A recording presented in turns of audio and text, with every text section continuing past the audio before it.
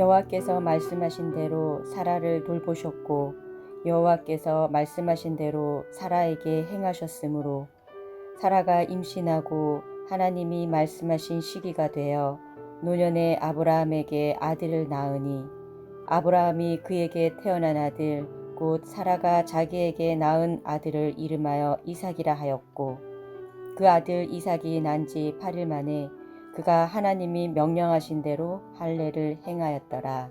아멘.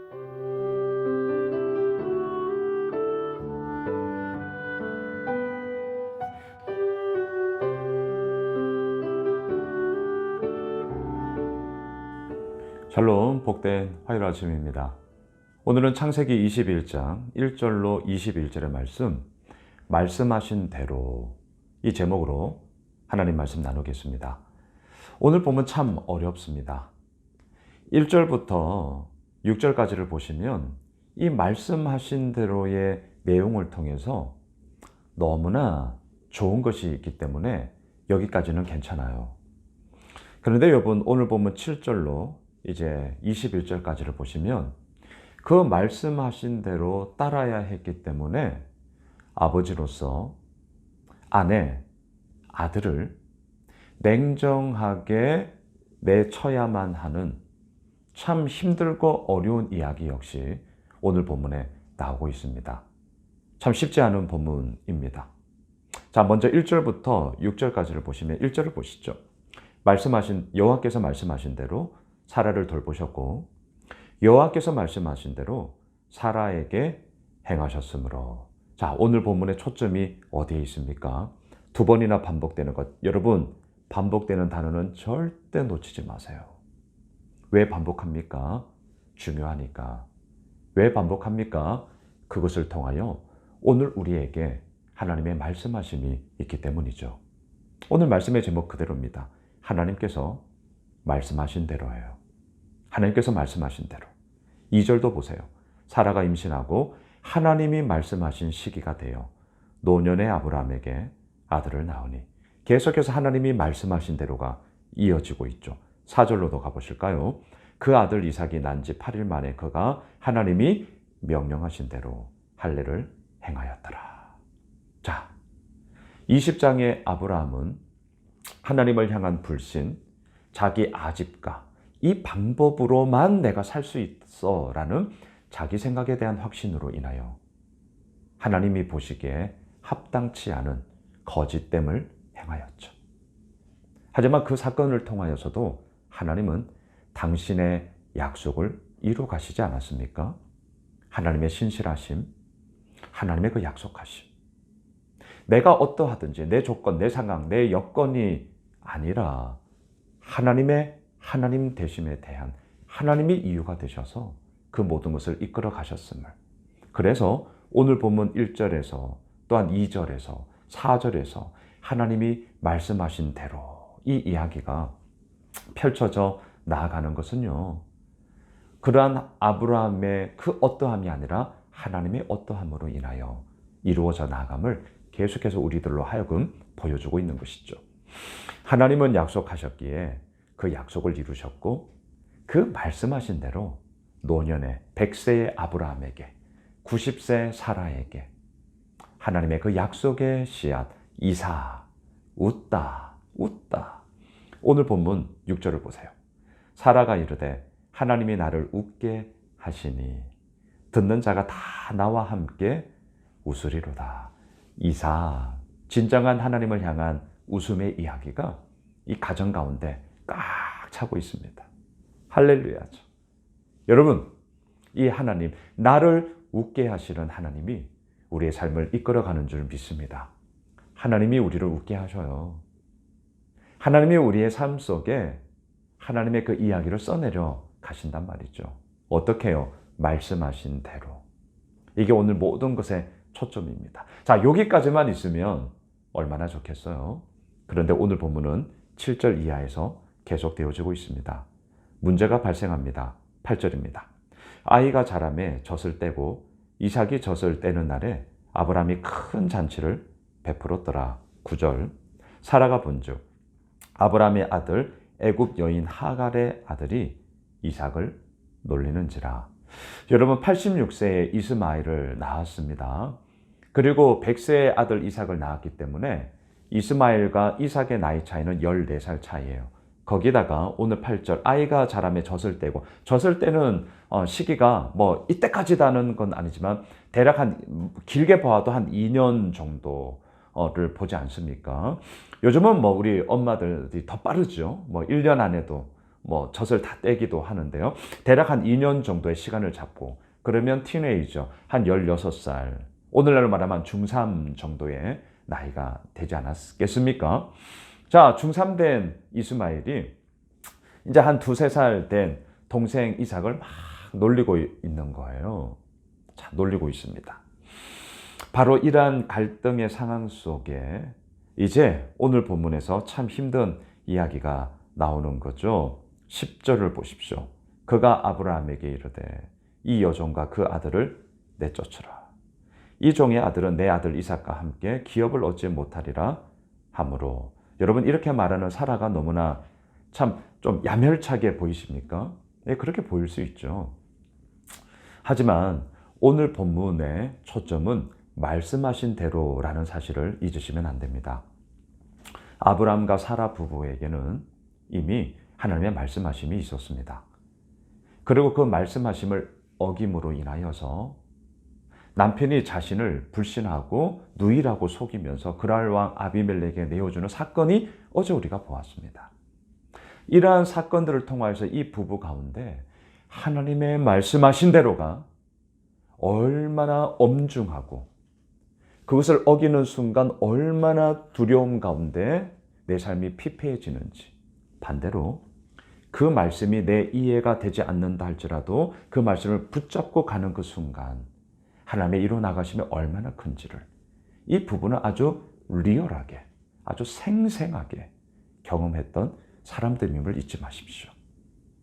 물론 이스마엘이 자신의 아들 이삭을 놀리는 것을 보고 화가 났을 법하죠. 예, 화났을 거예요.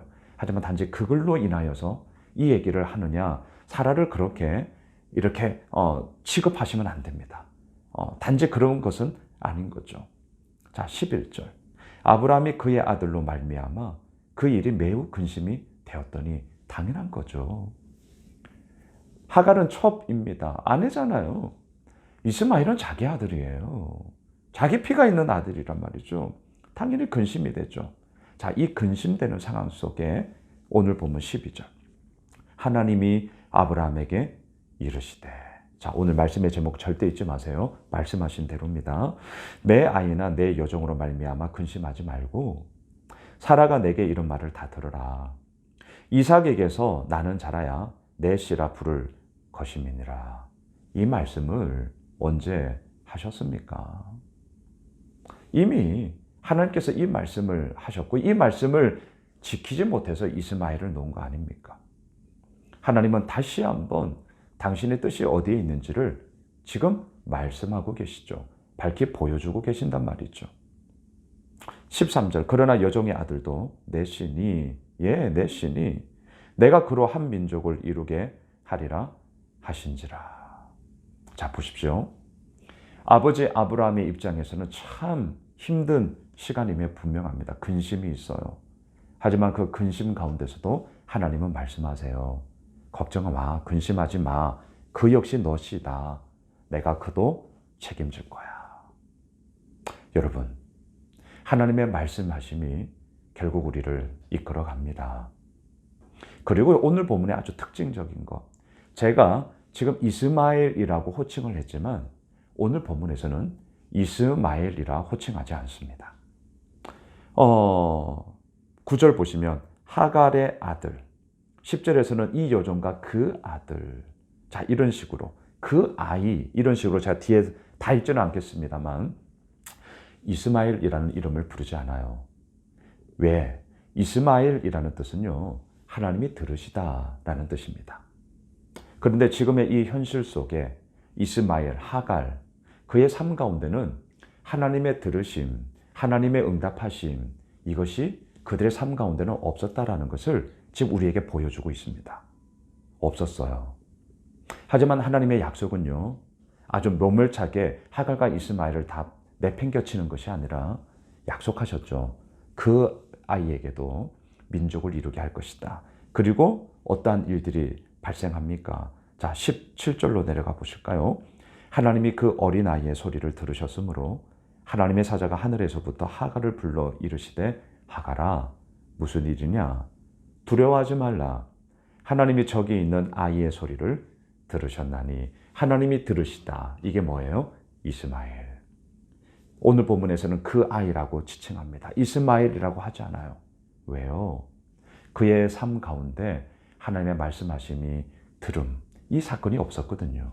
그런데 오늘 드디어 이스마엘의 인생 가운데도, 하갈의 인생 가운데도 이 내쫓김이라는 참 합당치 않고 너무나 불합리한 사건임에 분명해요. 하지만 그 사건마저도 하나님의 들으심, 하나님의 말씀하심, 이 사건이 이들의 인생 가운데도 다시 한번 이루어짐으로 무엇이 우리를 이끌어가는 것인가에 대한 분명한 답을 말해주고 있는 것이죠.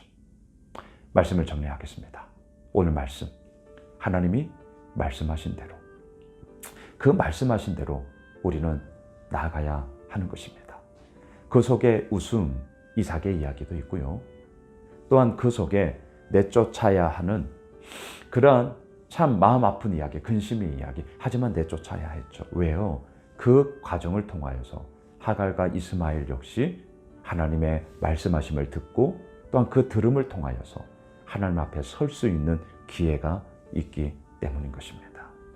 여러분, 우리의 삶도 마찬가지입니다. 이 여정을 오늘도 우리는 걸어갑니다. 우리의 삶 속에 때로는 웃음, 이삭, 늘 그랬으면 좋겠어요. 하지만 그렇지 않습니다. 아브라함의 근심처럼 우리들의 삶 가운데도 근심이 있어요. 웃음과 근심이 우리들 삶 가운데 계속 왔다 갔다 하는 거죠. 하지만 그 속에서요, 하나님이 말씀하신 대로 그 말씀이 과연 무엇으로 나를 이끌어가고 있는가, 이것에 대해서 우리는 오늘도 더 귀 기울여 들어야 할 것입니다. 우리가 말씀을 큐티하는 이유도 바로 이것이죠. 여러분, 오늘 이 화요일을 시작하면서 하나님의 말씀하심이 나의 상황, 나의 환경, 나의 조건을 다 뒤로 하고 어디에 있는지를 보기를 원하고요.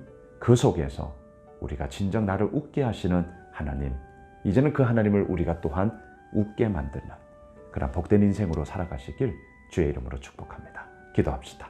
하나님, 그렇습니다. 주께서 이루어 나가심이 너무나 큽니다. 때로는 근심되는 과정도 있습니다. 하지만 중요한 것은 바로 그 모든 것 속에 하나님의 말씀하신 대로가 이루어져야 한다는 사실이죠. 오늘도 그 말씀 앞에 섭니다. 나의 모든 생업의 현장, 나의 모든 삶의 환경 속에 하나님의 말씀하신 대로가 이루어지는 주의 복된 은혜 더하여 주시옵소서. 예수님의 이름으로 기도드리옵나이다. 아멘. 오늘 말씀 붙잡고요. 또한 오늘 저녁 이제 화요 성장반 시작합니다. 이제 3월부터 제자반 시작하는데요. 여러분 기도해 주십시오. 성장반을 통하여서 또한 제자반을 통하여서 하나님의 하나님 대신 나의 나됨이 어떠한 것인지를 계속해서 발견하게 되고 나누게 되어지는 그런 시간이 될 수 있도록 기도해 주시면 좋겠습니다. 함께 기도하겠습니다.